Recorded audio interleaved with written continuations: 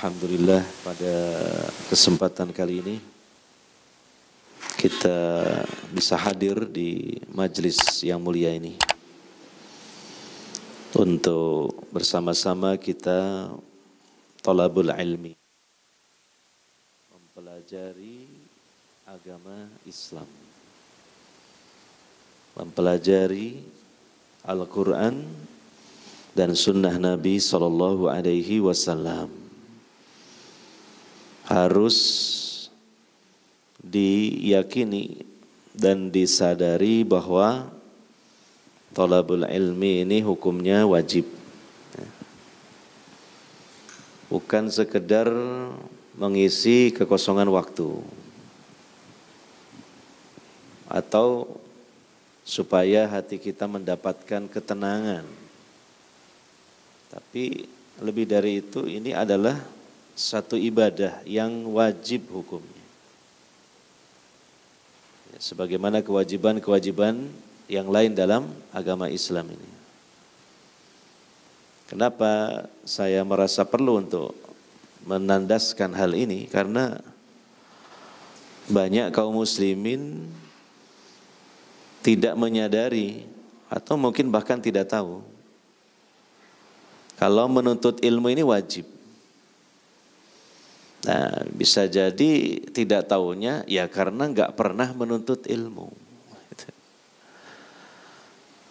Ilmu ini adalah awal dari segala kebaikan dalam kita beragama Islam ini.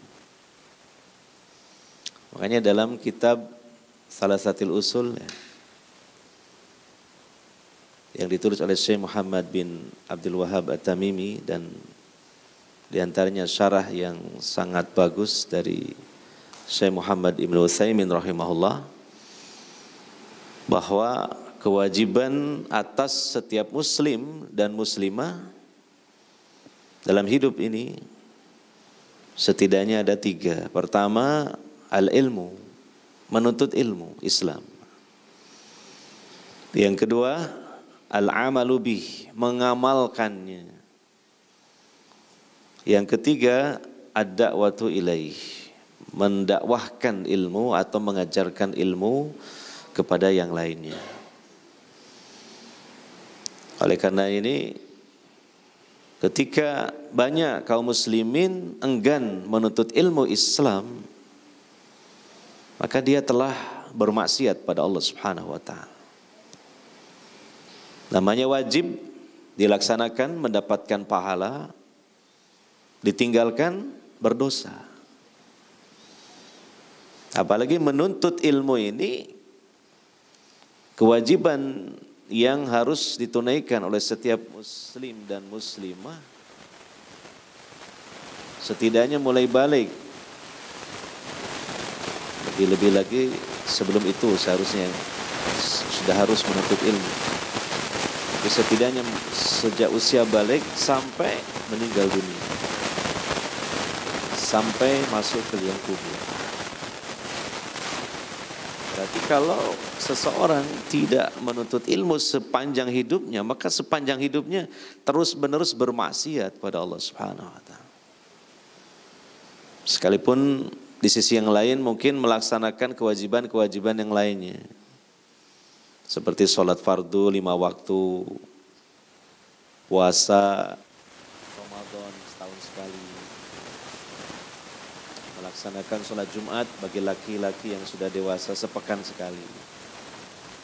Bahkan dia menunaikan ibadah haji setidaknya seumur hidup sekali.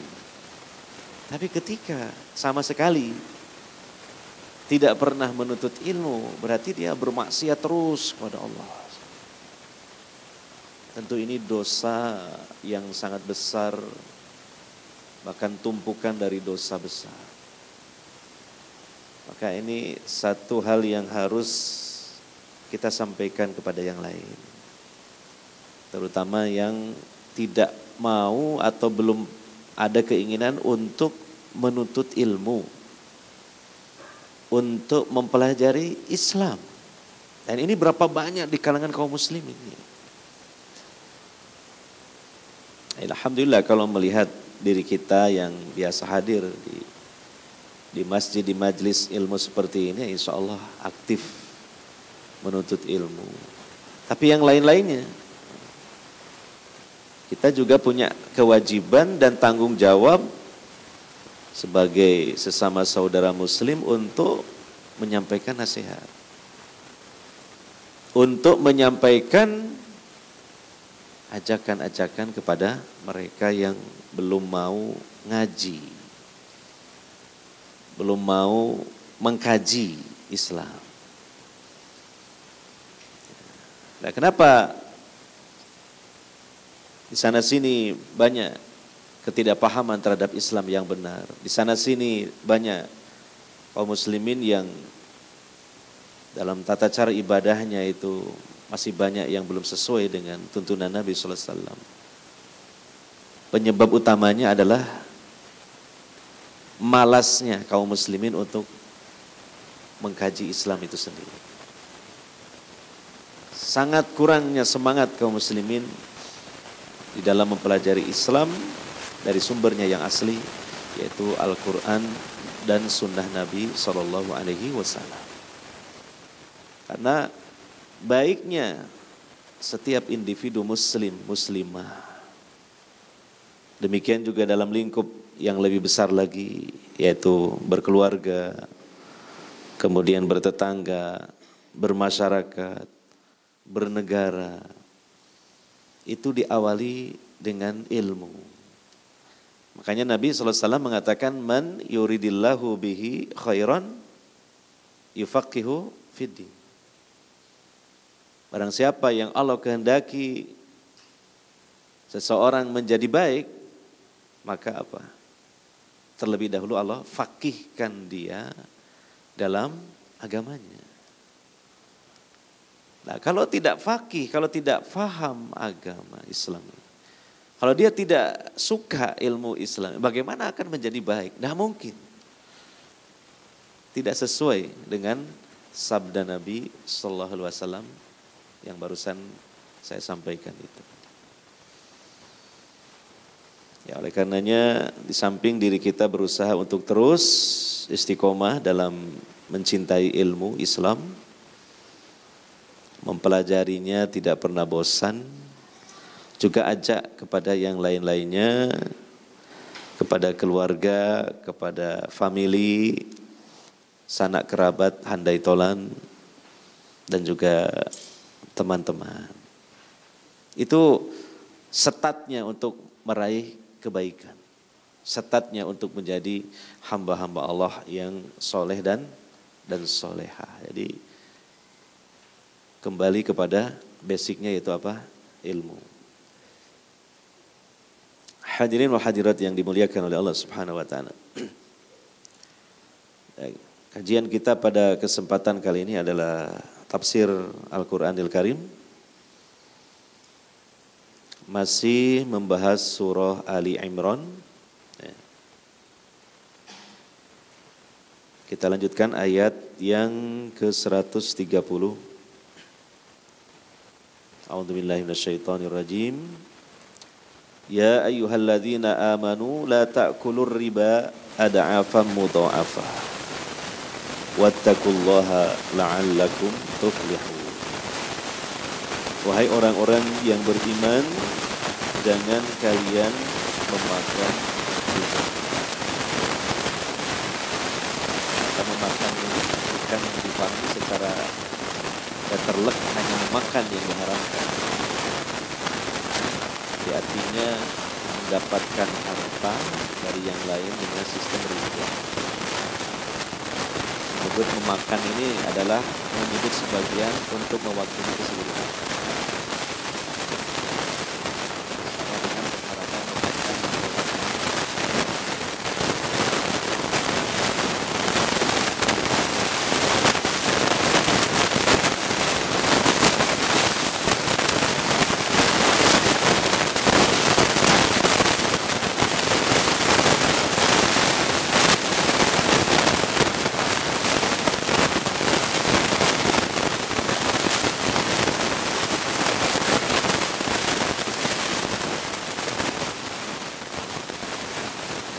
Di mana asalnya Itu dalam muamalah yang namanya al-qard, yaitu pinjam meminjam. Pinjam meminjam. Pada asalnya demikian. Ya. Dan pinjam meminjam dalam Islam itu sebenarnya dalam rangka apa? Ta'awun 'alal birri wat taqwa. Saling tolong menolong, bantu membantu orang lain dalam ketakwaan. Nah, di mana pinjam meminjam yang memang dalam Islam disyariatkan, setidaknya disunnahkan, itu tujuannya untuk meringankan beban yang sedang dihadapi oleh orang lain. Karena pada umumnya seseorang meminjam harta atau meminjam uang dikarenakan dia sedang mengalami kesulitan dalam hal ekonomi atau harta. Maka dianjurkan bagi kita yang mampu, yang memang ada kemampuan untuk memberikan pinjaman dan tanpa sama sekali untuk mendapatkan keuntungan. Ya, karena ini babnya bab tolong menolong, ta'awun. Kalau ingin mendapatkan keuntungan dari sisi duniawi atau dari harta, maka tentu babnya bab dalam al-bai', yaitu jual beli. Silahkan dalam jual beli mengambil untung. Ya. Allah mengatakan wa ahallallahu al-bai'a wa harramar riba. Kalau dalam masalah jual beli silakan mengambil untung. Dia mendapatkan nilai lebih dari modal yang dia keluarkan. Ini dalam jual beli silakan.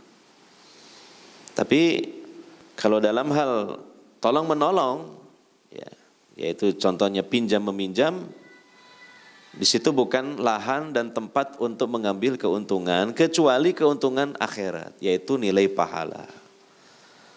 Dan itu sebenarnya jauh lebih utama, lebih besar dibanding keuntungan duniawi. Hanya saja sebagai manusia kita kan juga butuh penghidupan untuk kehidupan kita di dunia. Maka kalau ingin dapat pahala melalui pinjam meminjam tanpa riba. Kalau ingin mendapatkan keuntungan duniawi, jual beli yang dihalalkan dalam Islam. Begitu. Nah, dalam ayat ini juga Allah Subhanahu wa taala mempertujukan firman-Nya kepada orang-orang yang beriman. Ya.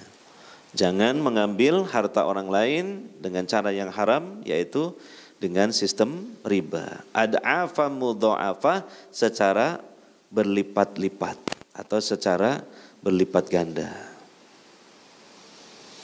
Nah, di mana ini sebenarnya sudah terjadi di zaman jahiliyah, ya. Atau juga ketika Nabi SAW di Madinah ditemukan sistem pinjam meminjam yang dilakukan oleh orang-orang Yahudi, di mana mereka menerapkan sistem riba, dan ribanya riba nasi'ah, ya. Artinya meminjamkan harta kepada orang lain, ya. Kemudian ketika jatuh tempo, saatnya pelunasan, orang yang meminjam ini belum ada kemampuan, maka si peminjam mengatakan, baiklah, kamu kalau memang tidak mampu sekarang melunasi tidak apa-apa, tetapi saya kasih tempo, namun kemudian saya minta tambahan. Ya. Hutangmu akan bertambah sekian. Nah, misalnya dikasih tempo berapa lama, kemudian saatnya lagi jatuh tempo penagihan, orang ini belum juga bisa melunasi utang plus bunganya, maka dikasih tempo tapi ditambah lagi bunganya. Hingga seandainya dia tidak bisa melunasi dan membayar bunga dan bunganya, maka terus semakin berkembang, terus semakin bertambah seiring dengan tempo-tempo itu. Nah, itulah yang dimaksud dengan ada afa mudho'afa. Gitu. Jadi ibaratnya seseorang itu pinjam harta senilai pintu rumahnya, nanti dia harus melunasi senilai rumahnya. Bisa begitu, bisa sampai seperti itu. Gitu. Karena ada apa mudha'afah terus bertambah dan bertambah. Nah, ini diharamkan oleh Allah Subhanahu wa taala, ya, sebagaimana yang telah banyak kita pelajarilah tentang larangan dan bahaya riba, ya, termasuk dosa besar dan juga sama dengan mengumumkan peperangan, ya, kepada Allah dan Rasul-Nya, ya. Maka wajib bagi kita untuk menghindari riba, dan tentunya wajib bagi kita juga sebagai sarana untuk bisa menghindari riba adalah dengan mempelajari tentang riba dan macam-macamnya. Itu tentu dibahas dalam pembahasan fikih, ya, ada bab tersendiri yaitu tentang masalah riba. Ya. Wattaqullah, dan bertakwalah kalian kepada Allah, la'allakum tuflihun, supaya kalian beruntung. Artinya bertakwa, ya, dalam pengertian khusus ketika diiringkan dengan suatu larangan tertentu, maka makna takwa adalah meninggalkan larangan itu karena Allah, karena takutnya kepada Allah. Nah, karena dalam ayat ini konteksnya adalah tentang larangan riba, maka maksud dari bertakwa kepada Allah adalah meninggalkan riba itu karena takut kepada Allah Subhanahu wa ta'ala. Karena takut azab dan siksanya, ya, karena takut ancamannya neraka. La'allakum tuflihun, supaya kalian beruntung, ya, dengan keberuntungan yang sebenar-benarnya. Ya, mungkin saja orang yang menjalankan sistem riba dalam pinjam meminjam harta, dia meyakini dapat untung, ya, untung duniawi.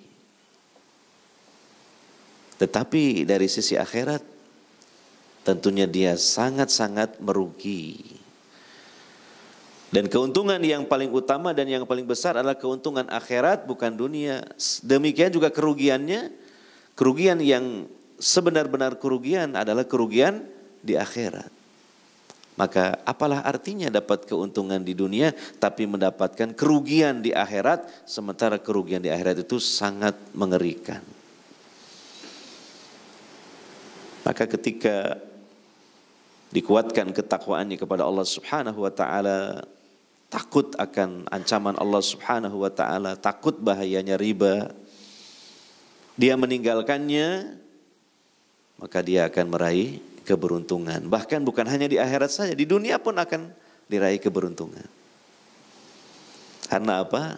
Karena dia memiliki harta, hartanya diberkahi oleh Allah Subhanahu wa ta'ala. Karena disebutkan dalam hadis, apabila seseorang meninggalkan sesuatu yang dilarang dalam agama Islam karena Allah, maka Allah akan memberikan ganti untuknya yang lebih baik dari yang dia tinggalkan itu. Cepat ataupun lambat. Kalau tidak di dunia pasti di akhirat, atau di dunia dan di akhirat. Ya. Kemudian ayat 131, wattaqun nara allati wa'iddat lil kafirin. Dan takutlah kalian kepada neraka, yang mana neraka itu telah disiapkan untuk orang-orang kafir. Dalam sebagian tafsir yang dijelaskan oleh para mufassirin, ya, ayat 131 ini juga masih berkaitan dengan kandungan ayat sebelumnya, yaitu ayat 130. Bahwa neraka yang memang harus ditakuti ini adalah ancaman bagi orang yang memakan harta manusia dengan sistem riba. Ya, yang sejatinya neraka itu tempat tinggalnya orang-orang kafir. Yang sejatinya neraka itu hanya dimasuki oleh orang-orang kafir. Maka sesuatu yang sangat naif apabila neraka yang sejatinya sebagai tempat tinggal orang-orang kafir, sebagai negeri orang-orang kafir kok dimasuki orang mukmin. Dikarenakan apa? Memakan harta riba. Jadi maksudnya begitu tafsirnya. Ya, sekalipun tentunya berdasarkan akidah Ahlussunnah wal Jamaah sesuai dengan dalil bahwa setiap mukmin yang masuk neraka itu pasti tidak kekal, pasti tidak kekal. Karena ada penghalang yang menyebabkan dia tidak kekal, yaitu apa? Imannya, tauhidnya. Ya kan? Ketika iman seseorang belum dibatalkan dengan apapun, lantas dengan dosa-dosa yang lain dia masuk ke dalam neraka, maka pasti dia tidak kekal di dalam neraka. Tapi juga jangan kemudian kita punya pemikiran yang bodoh bahwa yang penting kan walaupun masuk neraka kita kan tidak kekal karena kita beriman. Tentu sangat naif sekali kalau pemikiran ini ada di benaknya seorang mukmin. Karena apa? Karena seakan-akan dia meremehkan dahsyatnya siksaan neraka. Dan menunjukkan kebodohannya.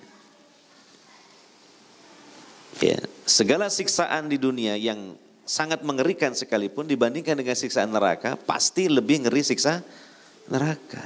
Pasti lebih pedih siksa neraka. Padahal siksaan di dunia ini saja kita merasa ngeri dan takut. Contohnya ya, semua kita tentu sangat takut dan tidak ingin naudzubillah min dzalik kalau dijebloskan ke dalam penjara, gitu. Gitu. Ke dalam mana? Ke dalam penjara. Saya soalnya sudah survei beberapa kali ke penjara itu. Ya ada dulu kerabat lah kena kasus, kita jenguk gitu kan. Ya dulu juga sama temen ngisi pengajian di penjara narkoba. Yang ngisi teman saya duduk di situ jadi mustami, belum sudah ditanya, Mas sampean kena kasus opo? Malah begitu kan. Saya bilang, saya temannya Ustadz itu. Oh, aduh sudah dikatakan begitu. Iya. Itu penjara di dunia. Ya, sudah mengerikan dan kita naudzubillahi min dzalik jangan sampai masuk penjara. Jangan mengenteng-entengkan penjara. Sudah apa-apa masuk penjara. Loh, apalagi bagi kita yang sudah punya istri, punya anak. Waduh, berat. Beban moral yang luar biasa. Nah, antum 1 bulan gak ketemu istri aja udah bingung. Apalagi kalau masuk penjara berbulan-bulan. Apalagi bertahun-tahun. Nah, itu hanya penjara di dunia. Nah, bagaimana kalau penjara di akhirat yang namanya neraka itu? Tidak bisa kita bayangkan kengeriannya, kedahsyatannya.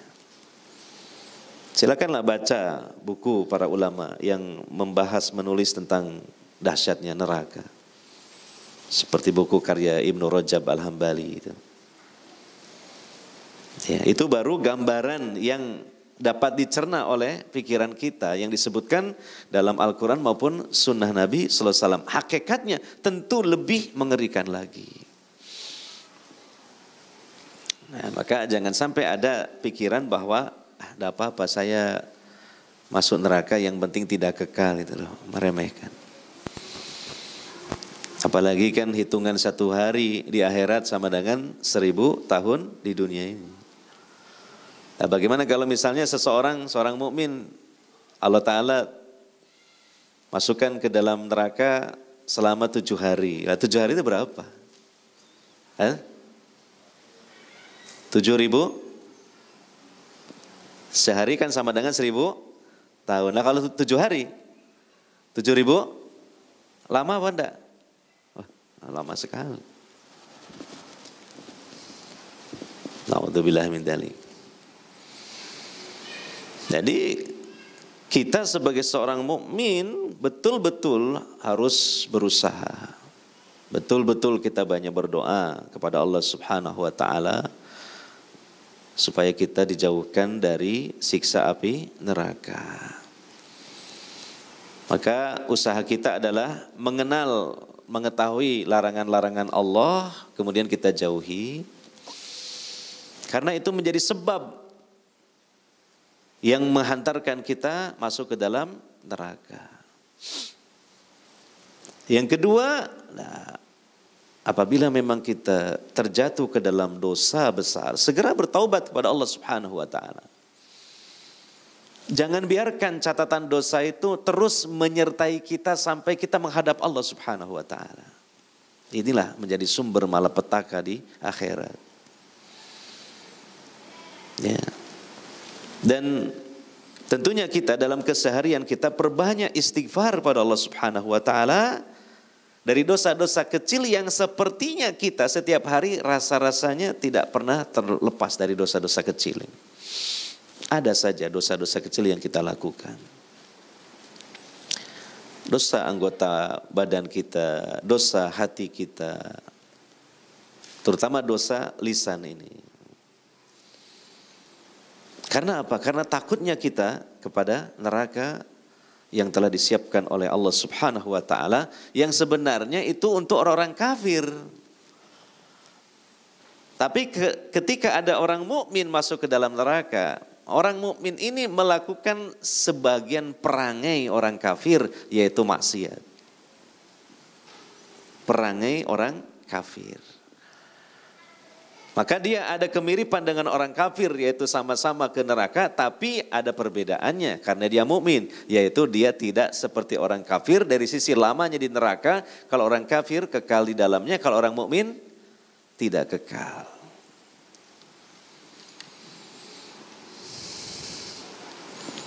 Iya. Perhatikan di sini uiddat ini kan fi'il madhi majhul, ya. Artinya kata kerja bentuk lampau. Sudah disiapkan. Uiddat. Ini menunjukkan bahwa neraka sudah ada. Sudah Allah ciptakan.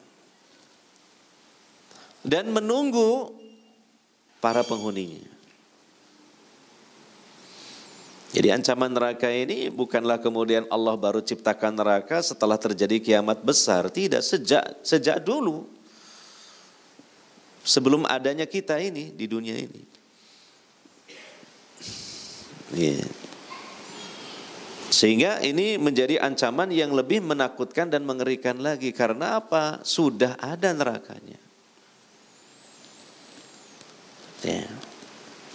Makanya kan dalam peristiwa Isra dan Mi'raj juga Nabi sallallahu alaihi wasallam ditunjukkan sebagian kecil pemandangan neraka.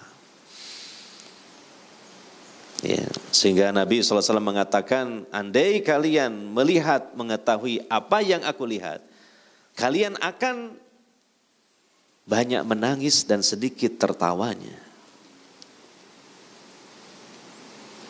Nah bagi kita terutama yang sudah usia tua, yaitu 40 tahun ke atas, itu sudah harus banyak merenungi akhirat. Seperti saya, umurnya sudah di atas 40. Al-Topan mau mendekati. Sudah. Oh belum, dia mendekati. 40, melewati 40 itu sudah tua. Usia senja. Ibaratnya siang itu sudah waktu asar. Mataharinya sudah condong ke arah barat, sebentar lagi tenggelam. Maka jangan terlalu banyak pikirannya melangit tapi membumi. Maksudnya melangit itu terlalu banyak obsesi duniawinya. Tapi membumi artinya memikirkan kuburan. Bahwa kita mau dipendam sebentar lagi di tanah, ke dalam tanah. Makanya Nabi SAW dalam hadis juga menyayangkan bahwa asyaikhul busyab, kata Nabi. Orang tua tapi hatinya anak muda. Orang tua hatinya anak muda. Orang tua itu lewat 40 tahun itu disebut orang tua. Syekh, kata Imam Qurtubi, syekh seseorang yang sudah melewati usia 40 tahun. Tapi apa? Dalam jiwanya, jiwa muda. Ya, ini tidak selalu baik lah. Orang tua jiwa muda itu tidak selalu baik. Tergantung penafsirannya. Ini kata Nabi, ini jelek. Orang tua jiwa muda ketika orang tua ini mencintai dua hal. Pertama apa? Hubbul aish, cinta berlebihan hidup di dunia. Pengennya itu umurnya dipanjangkan. Cuma sayang ya, banyak orang pengen panjang umur tapi nggak kepengen tua. Ini susah. Nah, namanya panjang umur kan mesti apa? Ya masuk usia tua. Yang kedua apa? Hubbul mal, cinta yang berlebihan kepada harta. Nah, kalau orang sudah 40 tahun lebih masih dua hal ini ada. Nah, ini dicela oleh Nabi sallallahu alaihi wasallam. Asy-syai' qalbus syab, kata Nabi sallallahu alaihi wasallam. Karena mencintai dua hal tadi. Nah, kalau kita sudah 40 tahun lebih usianya ya sudah banyak-banyak memikirkan akhirat bukan kehidupan dunia saja. Kalaupun kita ingin harta dan butuh harta ya sebagai wasilah untuk meraih kesuksesan akhirat, untuk meraih pahala sebanyak-banyaknya dari Allah Ta'ala. Untuk memenuhi kebutuhan-kebutuhan yang menjadi kewajiban kita untuk memenuhinya. Untuk membayar hutang-hutang, karena hutang ini juga membahayakan kita. Ya, untuk bisa kita banyak beramal dengan sebab harta. Itu bagus, tapi kalau hanya cinta dengan harta karena kita ingin menumpuk dan menumpuknya, ingin untuk sarana bersenang-senang saja. Ini dicela oleh Nabi sallallahu alaihi wasallam. Iya. Jadi usia 40 tahun lebih sudah harus banyak memikirkan apa? Akhirat. Karena kita sudah berada di usia senja. Usia senja. Selanjutnya ayat 132, wa atiullaha war rasula la'allakum turhamun. Dan taatilah Allah dan Rasulnya. Ya, di antaranya dengan mengindahkan larangan Allah dan Rasulnya, yaitu larangan riba. Dengan kita menjauhinya, maka kita akan mendapatkan rahmat dari Allah Subhanahu wa ta'ala. Ya, dengan mentaati Allah, mentaati Rasulullah sallallahu alaihi wasallam, itu menjadi sebab terbesar diraihnya rahmat Allah Subhanahu wa ta'ala. Kemudian ayat selanjutnya ayat 133, wasari'u ila magfiratim mir rabbikum wa jannah arduhas samawati wal ard uiddat lil muttaqin. Dan bersegeralah kalian untuk meraih ampunan dari Rabb kalian. Kalau memang sudah pernah terjatuh ke dalam riba, baik pemakan riba, baik yang meminjami riba, baik sebagai saksinya, baik sebagai pencatatnya, pokoknya terlibat dalam bisnis riba, maka segera tinggalkan dan bertaubat pada Allah Subhanahu wa ta'ala untuk meraih ampunannya. Wasari'u, bersegera, wasari'u ila magfirah. Yeah. Kapan lagi ampunan Allah dicurahkan? Kalau kita sudah meninggal dunia, kita tidak bisa lagi meminta ampunan kepada Allah, tapi mungkin dimintakan orang lain dan itu belum tentu. Mungkin anaknya memintakan ampunan atau yang lainnya, tapi belum tentu. Maka senyampang kita masih hidup, tentunya siapa lagi yang peduli dengan nasib kita sendiri kalau bukan kita sendiri. Dengan kita bertaubat, dengan kita memperbanyak istighfar, ya, dan bersegera. Keburu pintu taubat ditutup oleh Allah Subhanahu wa ta'ala. Karena kalau sudah ditutup pintu taubat oleh Allah Subhanahu wa taala, percuma taubat, percuma beristighfar. Dan pintu taubat itu ditutup, dan ini pasti dialami oleh semua orang, adalah ketika nyawa menyesak di kerongkongan. Nabi sallallahu alaihi wasallam mengatakan, innallaha yaqbalu taubatal abdi malam yughargir. Sesungguhnya Allah pasti menerima taubat seorang hamba selagi nyawa belum sampai ke hulqum, sampai ke tenggorokan. Dan di dalam Al-Quran Allah menyatakan, walisati taubatu lilladina ya'maluna sayyi'at hatta idza hadara ahadahumul maut qala inni tubtul an. Tidak ada taubat bagi orang-orang yang melakukan kesalahan dan dosa. Apabila kematian telah mendatangi salah seorang di antara mereka, lalu dia mengatakan, sekarang saya taubat, terlanjur. Sudah habis waktunya. Ya.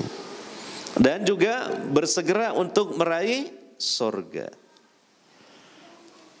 Di mana memang ampunan dulu, kemudian pahala ya. Sebab perjalanan manusia di akhirat, sebelum seumpama dia menjadi ahli surga, dia harus melewati sirat. Dan di bawah sirat itu apa? Neraka. Semua. Dalam Al-Quran Allah mengatakan, wa im minkum illa wariduha. Tidak ada seorang pun di antara kalian melainkan pasti akan meniti sirat. Akan melewati sirat. Di bawahnya neraka. Maka siapa yang celaka ketika melewati sirat? Dia terpeleset, dia terjungkal ke dalam jurang neraka. Siapa? Orang-orang yang punya dosa. Maka disinilah yang pertama kita butuhkan adalah ampunan Allah Subhanahu wa ta'ala, supaya ketika nanti melewati sirat menuju surga, selamat ketika melewatinya.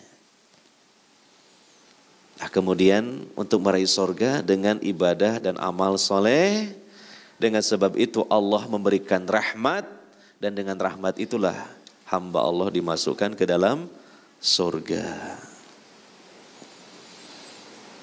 Ya.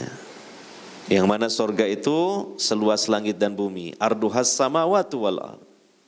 Uiddat lil muttaqin. Kalau neraka uiddat lil kafirin, kalau surga uiddat lil muttaqin. Ya. Nah, mungkin satu pelajaran bagi kita dalam kita melaksanakan ibadah ini, kita berusaha dalam segala kebaikan itu untuk bersegera.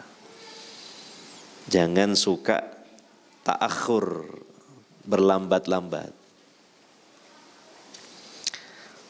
Makanya dalam kitab Riyadhus Shalihin, ya, Imam Nawawi juga mencantumkan satu bab yang cukup menarik, yaitu al-mubadarah ilal khairat. Bersegera dalam melakukan kebaikan-kebaikan. Kita sudah mengenal ada syarat diterimanya amal, yaitu ikhlas dan ittiba. Nah, ada juga penyempurna amal, yaitu apa diantaranya? Al-mubadarah, bersegera.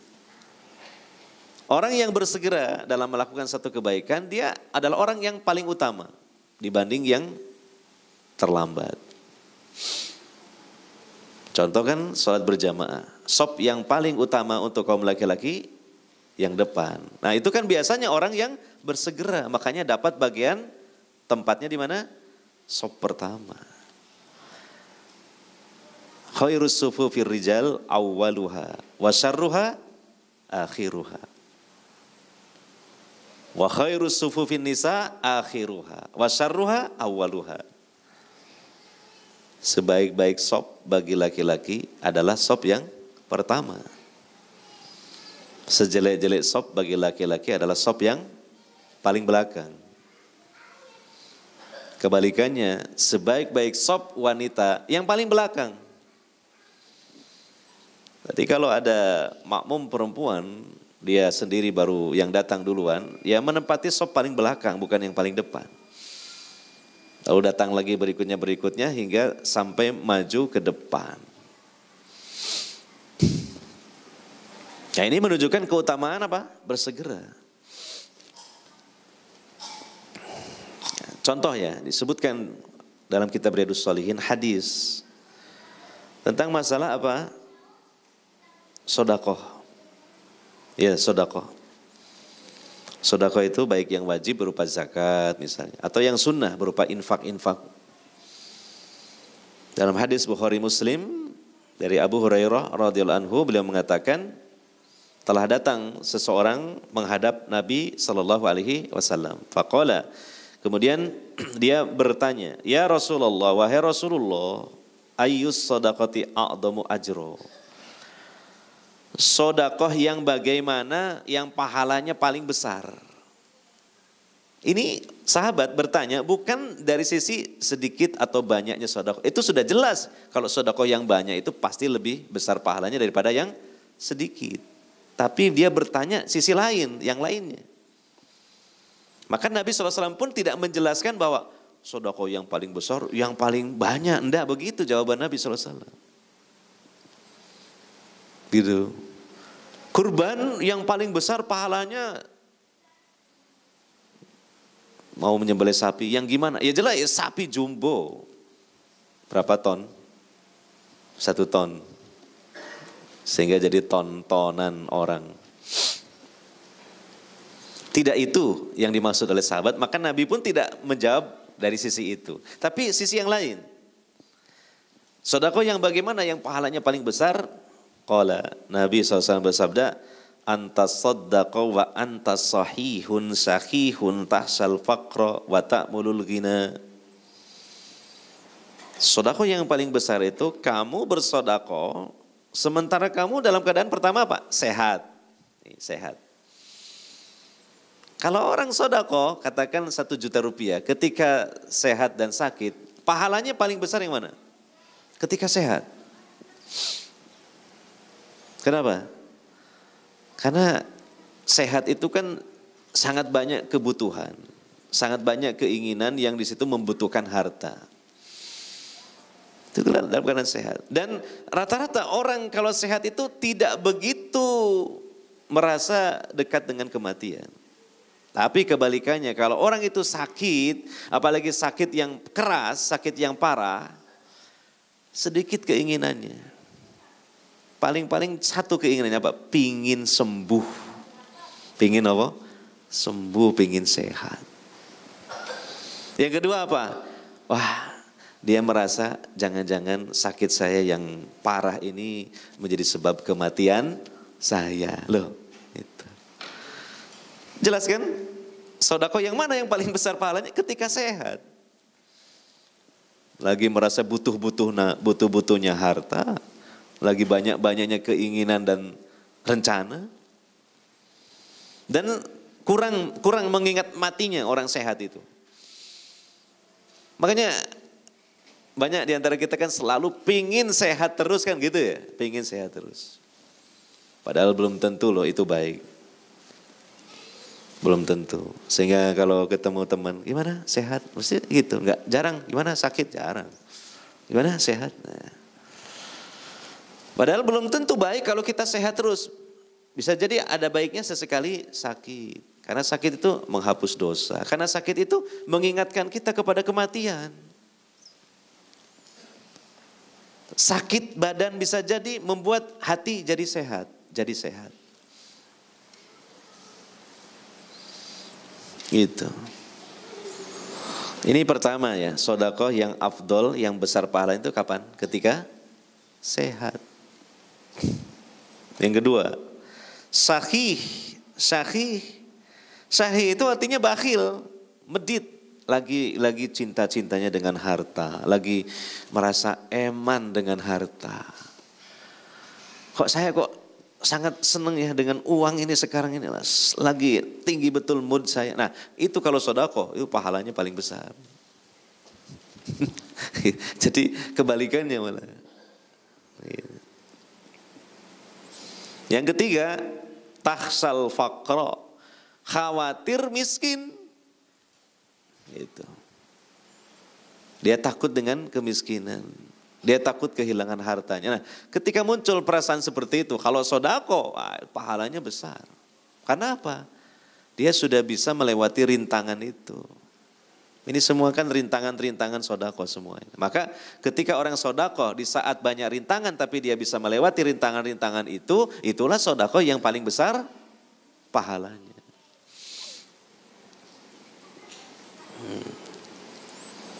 Kemudian yang keempat apa? Wa ta'mulul ghina. Dan bercita-cita, terobsesi untuk jadi orang kaya, pengen sugih. Gitu. Ya, pengen sugih, nabung duit supaya jadi orang kaya. Kemudian ada lahan untuk sodako, ada iming-iming untuk sodako. Nah, kalau kemudian bisa sodako, wah itu pahalanya besar. Gitu. Jadi masalah besarnya pahala sodako bukan hanya dilihat dari besarnya harta yang disodakohkan saja, ada sisi lain juga. Gitu. Kemudian Nabi mengatakan wala tumhil, jangan kamu menunda. Nah ini harus bersegera ini. Hatta idza balagatil hulqum, sehingga ketika nyawa sampai ke tenggorokan. Hulqum itu saluran nafas. Kalau saluran makanan, minuman namanya almari. Almari. Makanya dalam penyembelihan syar'i itu dua saluran ini harus putus. Hulqum, saluran nafas, almari, saluran makanan dan minuman. Hulqum kita terjemahkan tenggorokan, almari kita terjemahkan kerongkongan. Ya. Nah, kalau kita perhatikan di sini hatta ini dalam bahasa Arab lil intiha, menunjukkan akhir. Contoh, salamun hiya hatta matla'il fajr. Keselamatan, kesejahteraan di malam itu sampai apa? Terbitnya fajar shadiq. Berarti Lailatul Qadar itu berakhirnya sampai fajar shadiq terbit alias datangnya waktu subuh. Berarti akhir dari malam Lailatul Qadar adalah dengan datangnya waktu subuh. Demikian juga ini hatta idza balagatil hulqum, berarti ketika manusia ini meninggal dunia, proses pencabutan nyawa itu dari ujung kaki, dari bawah, merembet ke atas sampai ke tenggorokan. Nanti kita pasti akan membuktikannya. Karena berdasarkan ayat ini, hadis ini, dan ada ayat ya di Al-Quran surah Al-Waqiah juga ada. Falaula idza balagatil hulqum. Maka kalau begitu mengapa tidak mencegah ketika nyawa telah sampai ke kerongkongan. Ini kan akhir dari proses pencabutan ruh atau nyawa. Makanya orang yang mendekati kematian itu biasanya mulai dari ujung kaki dia sudah dingin, pucat. Keringgingan, pucat. Terus merambat naik ke atas hingga sampai ke tenggorokan, barulah dicabut oleh malakul maut itu. Gitu. Jadi proses pencabutan nyawa diawali dari ujung kakinya. Sudah mulai ya tidak bergerak dari bawah itu. Kakinya sudah tidak bisa digerakkan, naik terus ke atas, terus hingga terakhirnya di kerongkongannya. Dicabut oleh malakul maut nyawanya, rohnya.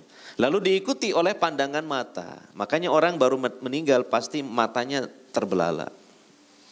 Bukan su'ul khotimah, belum tentu.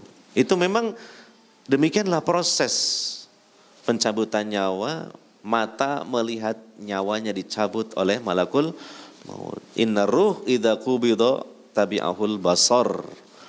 Ketika ruh dicabut oleh malakul maut, diikuti oleh pandangan mata. Makanya sunnahnya orang yang masih hidup, yang ada di sampingnya, yang melihat saudaranya baru meninggal dunia, hendaknya diusap kedua kelopak matanya supaya menutup.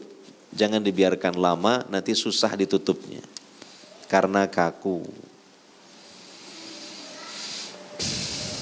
Jangan salah paham, oh ini matinya su'ul khotimah kok terbelalak. Loh, semua orang mati terbelalak matanya. Makanya ketika Nabi SAW menemukan jenazah Abu Salamah yang mati syahid di perang Uhud, kedua mata Abu Salamah terbelalak. Pastinya beliau bukan su'ul khotimah matinya, bahkan mati husnul khotimah. Sahabat yang mulia meninggal dalam peperangan Uhud. Lalu Nabi mengusap wajah Abu Salamah, menutup kedua kelopak matanya supaya terpejam.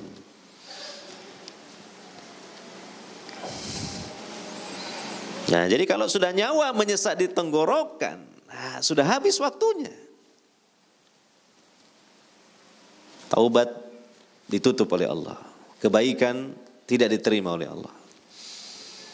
Termasuk sedekah. Qulta, engkau mengatakan li fulan kada wali fulan kada. Oh ini saya punya harta yang banyak, ini untuk si fulan aja saya sedekahkan.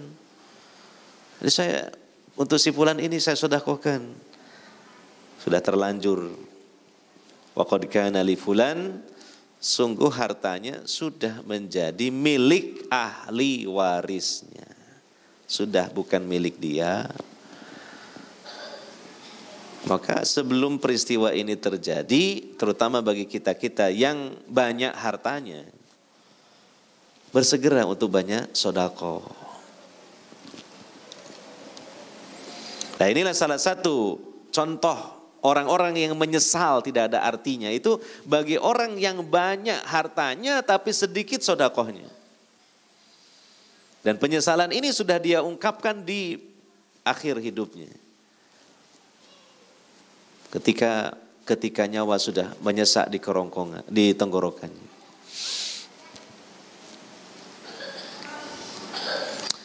Nah, ini hadis ini perlu disampaikan sebagai motivasi bagi orang-orang yang punya harta banyak tapi kurang tertarik sedekah. Diingatkan dengan kematian, yang kematian itu mungkin bisa saja menghampiri dia kapan saja, di mana saja. Secara mendadak. Namanya kematian itu memang faj'ah, sekonyong-konyong, mendadak. Tanpa ada pemberitahuan terlebih dahulu. Banyak contohnya orang meninggal ya, tanpa sakit dulu. Gitu. Pas duduk lenggut, oh tangis semua sebenarnya. Ya. Pas duduk lenggut nih, cabut nyawanya, itu ada itu teman saya sendiri. Ya mungkin belum ada setahun yang lalu lah. Belum. Daerah sana, daerah Tarik sana. Pas duduk itu. Jadi pas duduk sama istrinya itu sore hari ngobrol, biasa ngobrol, santai. Terus istrinya itu pamit ke belakang dulu ngambil sesuatu. Pas duduk. Langsung jelungup, meninggal. Kondisi sehat. Ternyata itu malakul maut datang menghampirinya dan mencabut nyawanya. Kalau sudah begitu ya sudah, selesailah riwayat hidupnya di dunia. Seluruh yang dia miliki dia tinggalkan. Makanya eman-eman orang yang takdirnya hartanya banyak tapi sedikit sedekahnya. Karena harta yang benar-benar menjadi milik seseorang itu dua. Pertama, yang dimakan, yang diminum dan dipakai. Yang kedua, yang disedekahkan. Selebihnya milik orang lain, milik ahli warisnya. Gitu. Nah, yang dimakan, diminum, dipakai untuk di dunia yang sebentar. Nah, yang disedekahkan untuk dia, menyertai dia, menemani dia dalam hidup yang kekal. Nah, itu perlu dikaji.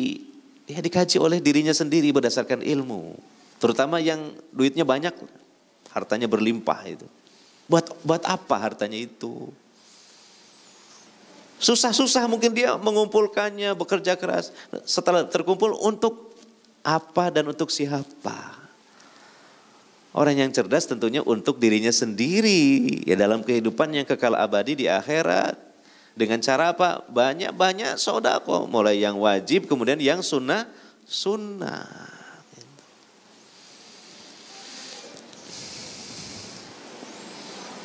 Ya, nah kemudian ayat yang menyebutkan tadi itu ya tentang bersegera ya untuk meraih ampunan dari Rob kalian dan sorga. Yang mana sorga itu seluas langit dan bumi telah disiapkan. Uiddat lil muttaqin, untuk hamba-hamba Allah yang bertakwa. Nah, kemudian di ayat selanjutnya disebutkan kriteria orang-orang yang bertakwa atau sebagian dari kriteria ciri-ciri orang-orang yang bertakwa sebagai pewaris sorga itu. Ya, nah karena mungkin waktu yang sudah habis ya, kita cukupkan aja sampai di sini kajian kita pada kesempatan kali ini. Insya Allah kita sambung kembali di waktu yang akan datang kalau masih Allah kasih umur. Nah, kita nggak tahu. Ya, ini. Jangan-jangan Al-Quran belum selesai kita bahas, umur kita sudah habis. Hidup kita selesai di dunia. Tapi tidak apa-apa. Kita sudah berusaha untuk mempelajari kandungan Al-Quran. Sungguh sangat celaka kalau kita tidak pernah ada usaha untuk mempelajari kandungan Al-Quran. Khawatir di akhirat nanti menjadi apa? Bumerang bagi kita. Hujjatun alaika, menjadi bumerang bagi kamu. Karena apa? Kamu gak pernah mempelajari isi Al-Quran melalui tafsir. Ya, ini saja. Mohon maaf. Semoga Allah Subhanahu wa ta'ala selalu memberikan taufik kepada kita sekalian untuk selalu berada di atas kebenaran dan kebaikan. Dan juga kita diberi kemampuan untuk meninggalkan kebatilan dan juga kesalahan. Subhanakallahumma wa bihamdika asyhadu an la ilaha illa anta astaghfiruka wa atubu ilaik. Wassalamualaikum warahmatullahi wabarakatuh.